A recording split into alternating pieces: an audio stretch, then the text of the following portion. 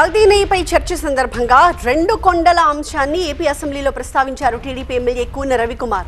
తిరుమల వెంకటేశ్వరుడు 7 కొండలవాడు కాదు 2 కొండలవాడే అని దివంగత సీఎం రాజశేఖర్ రెడ్డి జియో తీసుకొచ్చారు అన్నారు కూన. ప్రజలు ప్రతిపక్షం నుంచి వచ్చిన విమర్శలతో ఆ జియోని వెనక్కి తీసుకున్నారన్నారు. గతంలో ఆనాడు రాజశేఖర్ రెడ్డి గారు ముఖ్యమంత్రిగా ఉన్నప్పుడు కూడా 7 కాదు 7 కొండల వాడు కాదు 2 కొండలు రాజశేఖర్ రెడ్డి గారు ముఖ్యమంత్రిగా ఉన్నప్పుడు కూడా తిరుమల వెంకటేశ్వర స్వామి కొండలు 7 కాదు 7 కొండల వాడు కాదు 2 కొండలని చెప్పి ఆనాడు రాజశేఖర్ రెడ్డి గారు ముఖ్యమంత్రిగా ఉన్నప్పుడు జీవోఎంఎస్ నెంబర్ 338 2005 సంవత్సరంలో జారీ చేశారు అధ్యక్ష.